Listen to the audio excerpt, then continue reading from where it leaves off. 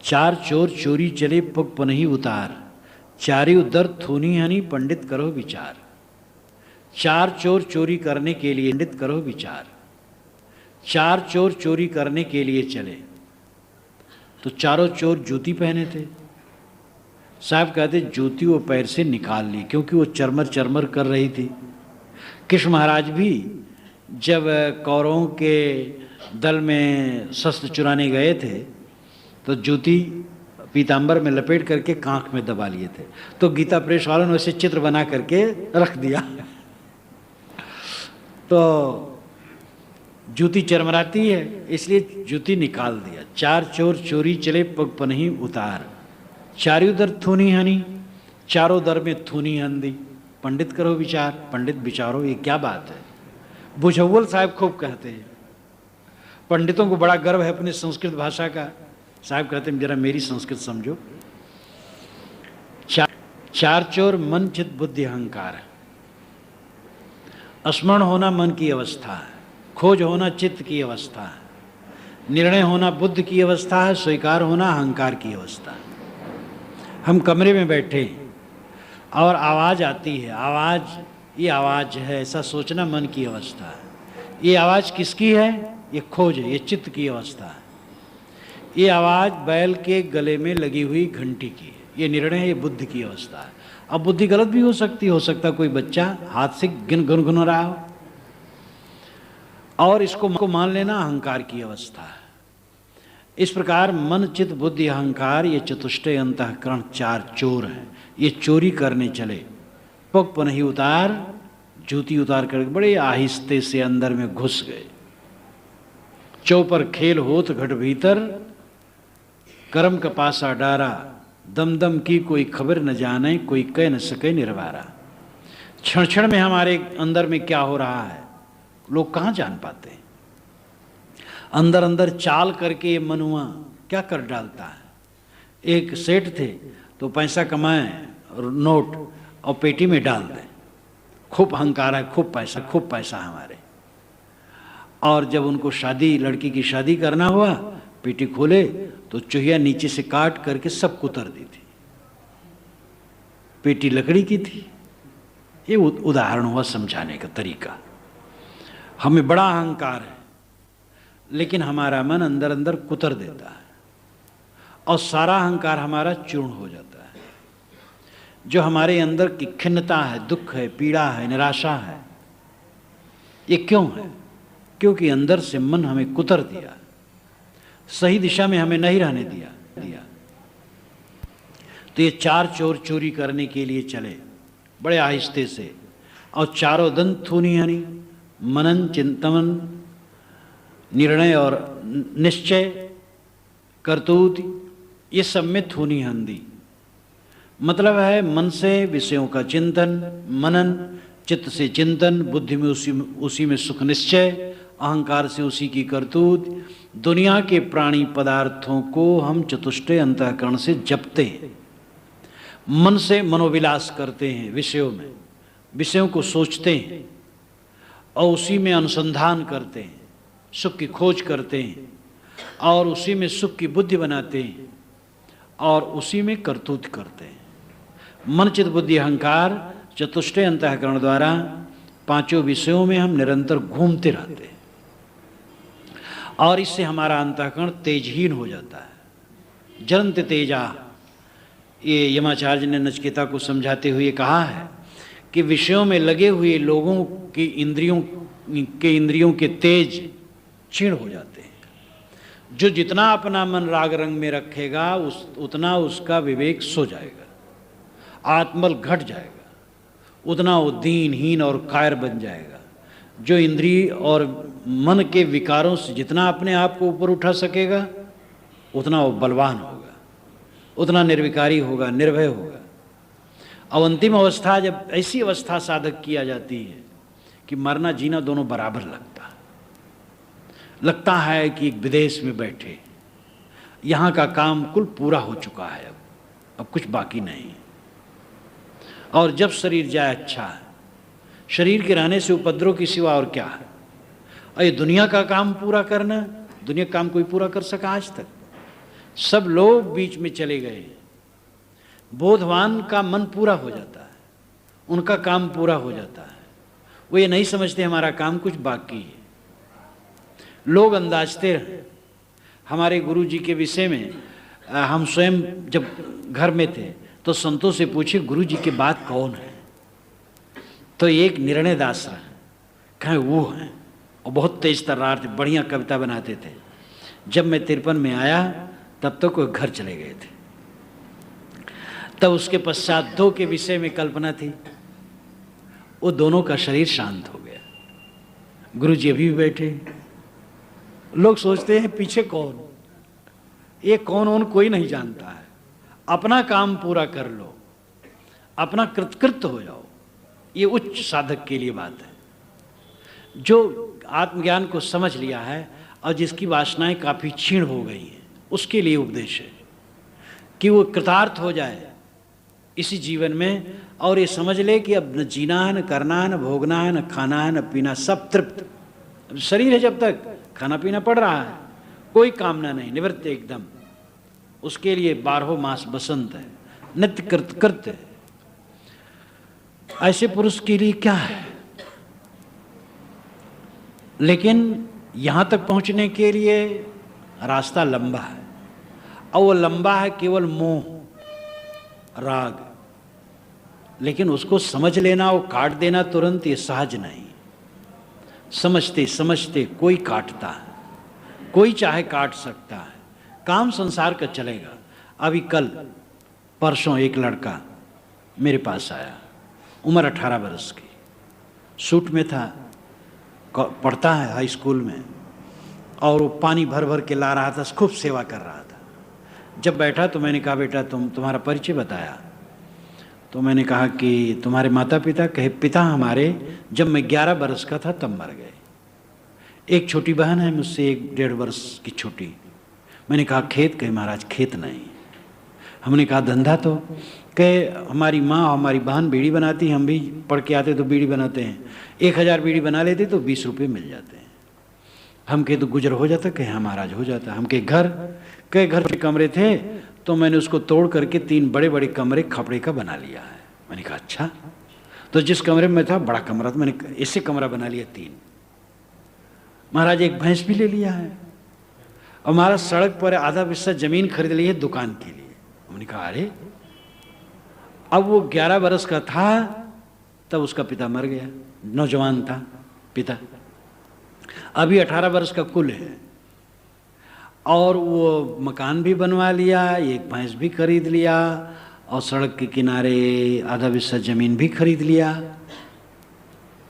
कुछ होता है तो लगता है सब डूब गया। अरे ये संसार सदा चला है और सदा चलता रहेगा। हमें अपने मन को कायर न बनाना चाहिए। हम तो ऐसे हैं कि सोचते हैं कमा के धर जाएं, क्योंकि अगली पीढ़ियां जितनी होगी सब अपंग होंगी, वो करवर नहीं पाएंगे। इसलिए हम कमा कमा के धर करके पूरा करना चाहते हैं। ये महामोह। अरे जिसको भूख लगेगी हाथ पैर मारेगा और खाएगा। ये मन की कमजोरी है। ये अंदर का चोर हमें चाल दिया है, अविवेक। इसका अर्थ चतुर्वर्ण व्यवस्था के लिए भी विद्वांजन लगाते हैं। 4 चोर चोरी चले, पग पनही उतार।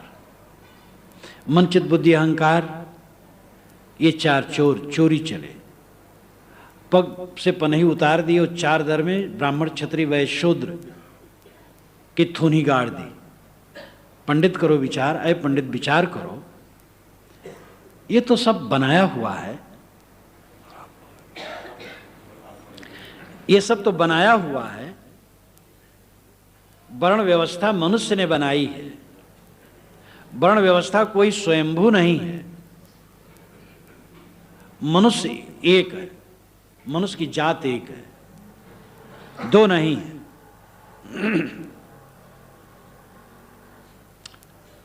सब ब्राह्मण है, क्योंकि सबके अंदर में ब्रह्म बैठा, आत्मा बैठा, चेतन बैठा, सब ब्राह्मण है। और सब शूद्र है, क्योंकि सब शरीर, सबके पास शरीर है। शरीर शूद्रत्व है, आत्मा ब्राह्मणत्व है। जितना हम शरीर के रागी हैं शूद्र हैं, जितना आत्मज्ञान में लीन है उतना ब्राह्मण है। इसलिए सबको शूद्रत्व से ब्राह्मणत्व की तरफ अग्रसर होना चाहिए। एक बाग में मैं बैठा था और हमारे साधु जगह जगह बैठे थे। एक पंडित जी मिलने आ गए, बातचीत करते करते कहे, महाराज इसमें ब्राह्मण भी होंगे? हम कहे सब के सब ब्राह्मण हैं, लेकिन आपकी तरह नकली नहीं। कहे मैं नकली हूँ? कहे बिल्कुल। मैंने कहा काम क्रोधो वसो यश तम देवा ब्राह्मणम विदो, जितेंद्रिय धर्मपर स्वाध्याय निरत शुचि, काम क्रोधो वसो यश तम देवा ब्राह्मणम विदो। जो इंद्रियों को जीत लिया हो, धर्म में परायण हो, अंतर्बाहर शुद्ध हो, काम क्रोध को वश में कर लिया हो, उसको विद्वान लोग ब्राह्मण कहते हैं। कि हाँ महाराज ऐसा तो नहीं हूँ। हम कहते तो आप नकली ब्राह्मण हो और ये लोग असली ब्राह्मण हैं, या तो ब्राह्मण हैं या तो ब्राह्मणत्व की तरफ अग्रसर हो रहे हैं, चल रहे हैं। तो सब ब्राह्मण हैं, सब शूद्र हैं। जितना आत्मनिष्ठ बनो ब्राह्मणत्व, और जितना शरीर का अहंकार हो शूद्रत्व। और ये समझना चाहिए हमारे मन से अहम भावना भी हट जाना चाहिए और हीन भावना भी। हम हीन हैं, छोट जात के हैं, कभी मत सोचो आप छोट जात के हैं। मनुष्य छोट जात के हैं, आप महान जात के मनुष्य। आप कभी भी अपने को छोट मत मानिएगा और व्यर्थ में बड़ा न मानिएगा कि मैं अमुक खानदान में जन्मा हूं, बड़ा हूं। ये दोनों पूंछ काट देना चाहिए। ना हम छोटे हैं ना बड़े हैं, हम मनुष्य हैं बस, और मनुष्य से बढ़ करके और कोई नहीं। तो साहब कहते चार चोर चोरी चले पग पुनहि उतार, चारी उधर थूनी हनी पंडित करो विचार। अरे पंडित विचार करो, ये जो वर्ण व्यवस्था की चार दर में थूनी हन दी गई है, ये विचार करो तुम्हारी बनाई हुई है, स्वयंभू नहीं है, आकाश से आई हुई नहीं है। बलिहारी वह दूध की जामे निकरे घीव, आधी साखी कबीर की चार वेद का जीव।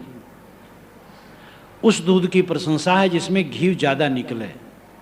बचपन में मैं कई बार ऐसे कहते सुनते देखा, भैंस बेचने वाले कहे भैया हमार जो भैंस है घियार है। ऐसे न समझो घियार है, यानी कोई कोई भैंस होती है तो शरीर की उसकी प्रकृति होती है कि उसके दूध में घी ज़्यादा पैदा होता है। अगर घी ज़्यादा पैदा हो दूध में तो दूध मूल्यवान है। बलिहारी वह दूध की जामे निकले घी। साहब कहते उस वाणी की प्रशंसा है जिसमें सार निकले। बहुत मोटी पोथी है और प्रपंच भरा है तो क्या होगा।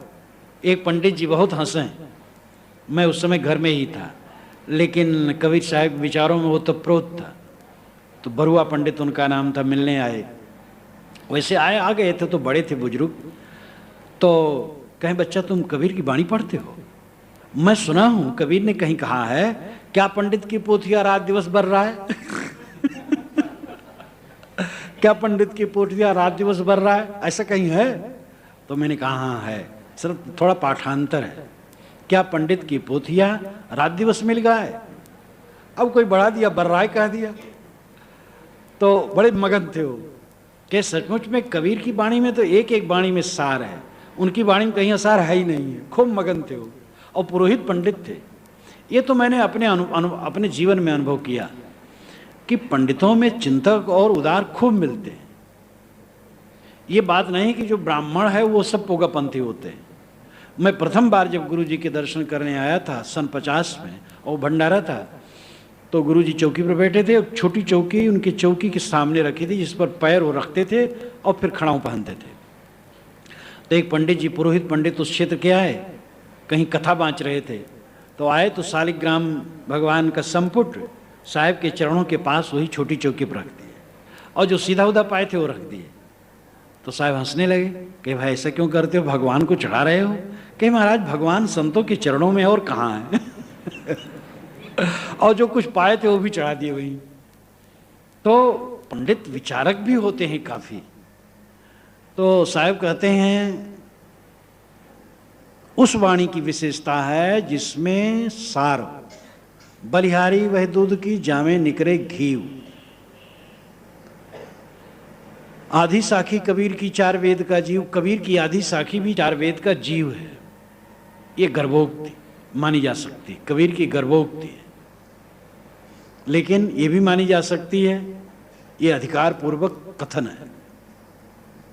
और सचमुच कबीर साहब की वाणी देखी जाए तो एकदम ठोस, कहीं भी नहीं है ढील ढाल, कहीं भी ऐसी बात नहीं है कि जो प्रपंच हो उसमें। थोड़ी थोड़ी बात में ठोस बातें उन्हें भर दी हैं, थोड़ी थोड़ी वाक्य में। बलिहारी ते पुरुष की जो परिचित परखन हार, साई दीनों खाड़ को खारी बुझे गंवार। साहब कहते उस पुरुष की मैं प्रशंसा करता हूँ जो परिचित है और परखन हार है। जैसे आप लोग कहा करते हैं विकसित और विकासशील, कुछ देश दुनिया में विकसित हैं और कुछ विकासशील हैं। तो परिचित और परखनहार, परिचित सत्य, सत्य से परिचित हो और फिर परखनहार हो, जीवन में भी परखता हो, आत्मा और अनात्मा से खूब परिचित हो, जो स्वयं अपना आपा है, यही अपना स्वरूप है। चेतना ही आपका स्वरूप है, चेतना ही आपका ब्रह्मधाम, आत्मधाम, रामधाम है, यही आपका सर्वस्व है। और आपका एक कण भी इस दुनिया में नहीं, ये पक्का समझ लो। ये परिचित होना है, अपने आत्मा से परिचित हो जाना और अनात्मा से भी परिचित हो जाना। जिसमें हम रात दिन मोह कर रहे हैं उससे परिचित हो जाएं, वो खट्टा है। और जिसको हम भूले हैं और अपना आपा है उससे परिचित हो जाएं, वही मीठा है। आत्मा ही मीठा है और सारा अनात्मा खट्टा है। अपना आपा ही मीठा है और अपने आपा को छोड़ करके सब कुछ खट्टा है, कुछ साथ में है नहीं। और जिंदगी भर केवल चांटे खाना है, समझ लो।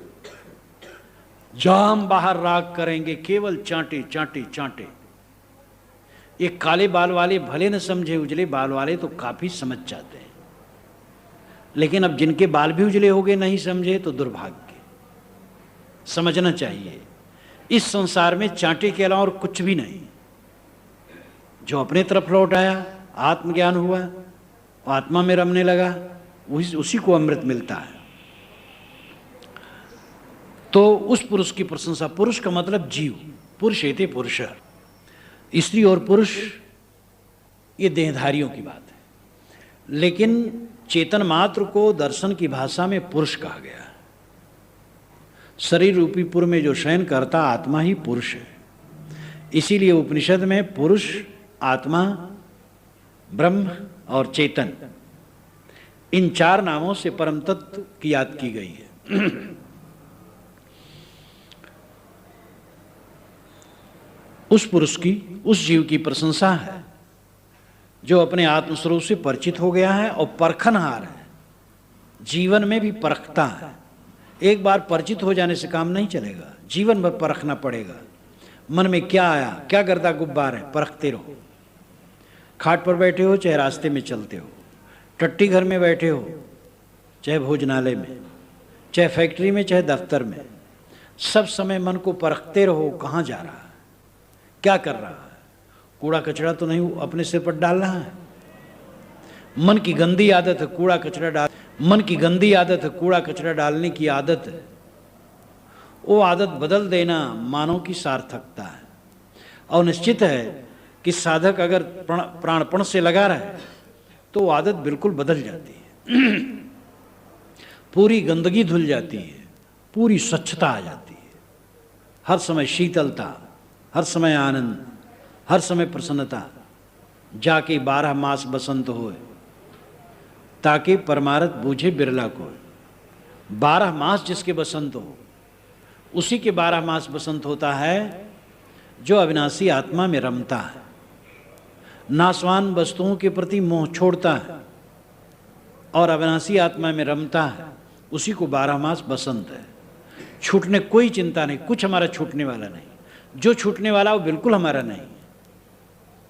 केवल समझना चाहिए, मन की दृढ़ता होनी चाहिए। आखिर अचानक सबको जाना पड़ता है। वही कहानी, प्याज मिर्चा जूता खा के रुपया दो चाहे पहले दो, देना है।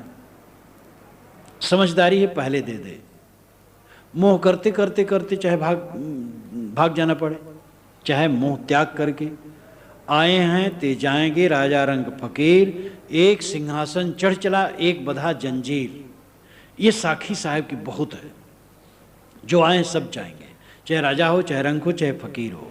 एक सिंहासन पर बैठ करके जाता है, एक जंजीर में बंध के जाता है। सिंहासन पर बैठ करके जाना, आत्मज्ञान में निमग्न होकर जाना, सारा मोह छोड़ करके जाना, कोई चिंता नहीं, चाहे जब शरीर जाए कोई परवाह नहीं। और एक मोह में बंधा है, जंजीर में बंधा है। जो मोह छोड़ देता है वो आत्म कल्याण कर लेता है और लोक का भी कल्याण करता है। और जो मोह में बंधा है न तो आत्मक कल्याण करता है न लोक का कल्याण करता है, वो कमाता खाता इतने भर है, मोह माया में जकड़ा रहता है। मोह त्याग देने पर व्यवहार का नुकसान नहीं होता है, व्यवहार और समुज्जल होता है। इसलिए इस जीवन में अगर सदैव आनंद से रहना चाहो तो परखनहार बने रहो, हर समय परखते रहो। परखे रूप अवस्था जाए, आन विचार न ताहि समाए।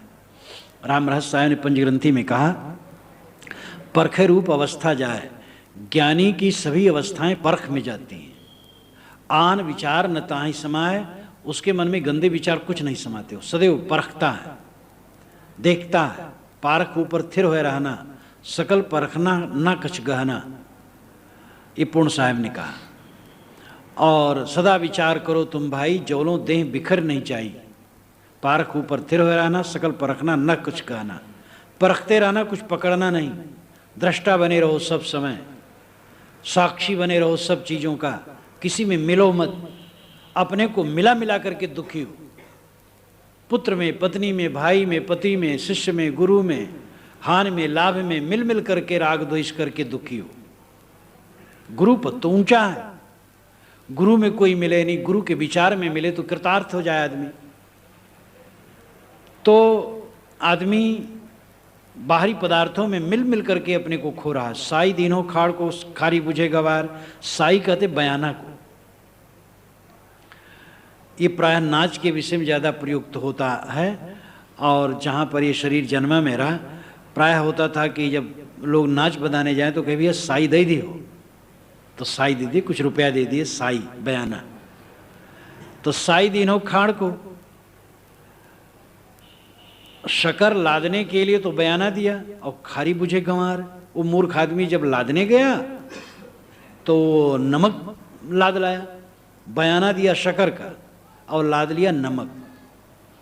ऐसे कितने साधक हैं जो गुरु के पास जाते हैं, बयाना देते हैं मोक्ष का, मोक्ष प्राप्ति का, और लादते हैं बंधन। क्योंकि गुरु महाराज ही भटके हुए हैं, उनका सारा दृश्य और श्राव्य में ही परम तत्व की कल्पना है। जो कुछ मन से देखते हैं, जो कुछ कल्पनाओं से देखते हैं, जो कुछ नाद से सुनते हैं, उसी में परम तत्व की कल्पना है। लेकिन श्राव्य और दृश्य, इन दोनों से ऊपर उठ करके आत्मबोध नहीं है, तो गुरु ही को जब बोध नहीं है तो शिष्य को क्या बोध देगा। साई दीनो खाड़ को खारी बुझे गवार, बिस्के बिरवे घर किया रहा सरप लपटाए, ताते जीरे डर भया जागत रैन भी आए। विष का वृक्ष हो, सांप लिपटे हो, उसमें कोई रहे तो भय के सिवा और क्या है। ये शरीर विष की लता है, अहंकार सांप लिपटा है, और इसी में हम सोए हैं, तो भय न होगा तो क्या होगा। ये शरीर के विष को दूर करें और अहंकार को दूर करें, तब अमृतत्व का अनुभव होगा। ताते जी रही डर भया, जीव सदैव भयभीत है। नींद खुली, भय हो गया, घर वर सब ठीक है ना, कहीं चोर तो नहीं घुस आए थे। जीवन भर याद करता रहता और जीवन भर चोरी नहीं होती, रोज याद करता है चोरी। खाट के नीचे पैर डाले, सांप तो नहीं बैठा है, तुरंत भय। लड़का पढ़ के नहीं आया, समय हो गया, एक्सीडेंट तो नहीं हो गया। हर समय मन पीड़ित, हर समय भयभीत। तो आदमी हर समय भयभीत रहता है, क्योंकि विष के बिरवे में वो घर बनाया है, क्षणभंगुर वस्तुओं में अपना मन रमा रहा है, जिसमें सर्प लिपटा, अहंकार का सर्प।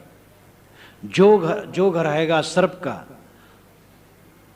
सो घर साध न होए, सकल संपदा ले गए विष भर लागा सोए। जो सांप का घर है वो साधन का घर नहीं, वो साधु का घर नहीं है।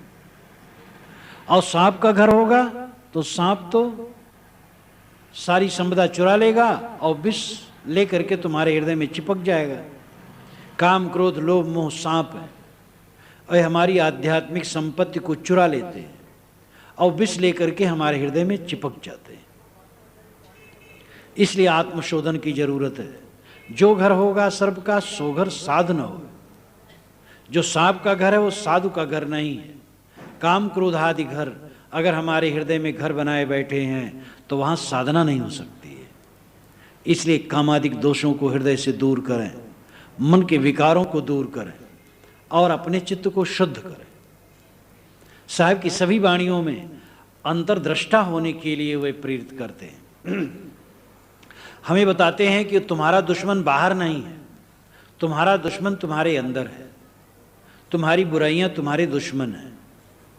और इस जीवन में सदैव आनंद कंद बने रहने के लिए कोई वस्तु आरोपित नहीं करना है, किंतु जो कुछ तुम्हारे चारों तरफ जाल है माया मोह का, उससे ऊपर उठ जाना ही निर्भय और सदा आनंद होना है।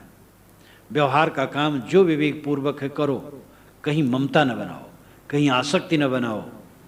अपने आप को समस्त आसक्ति से निकाल करके रखो, बस सदा आनंदित रहोगे और दूसरा कोई चारा नहीं है।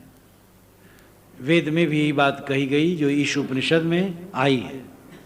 अनासक्ति पूर्वक कर्म करने के सिवा कोई चारा नहीं है संसार में सुख से रहने का, क्योंकि कर्म न करे ये संभव नहीं, कर्म करना पड़ेगा। आसक्त होगे दुख पाओगे, आसक्ति जीत करके कर्म करो। सब समय निर्मोह होकर के कर्म करो, सब समय पथशाला समझो घर को, सबको पथिक समझो। जब कभी भी जाने का अवसर हो कोई भय न हो, कोई चिंता न हो। ऐसी दृढ़ता जब पूरी साधक में हो जाती है तो सदैव के लिए आनंद कंद हो जाता है, सुखी हो जाता है। इसी पथ पर चलने की हमें आवश्यकता है।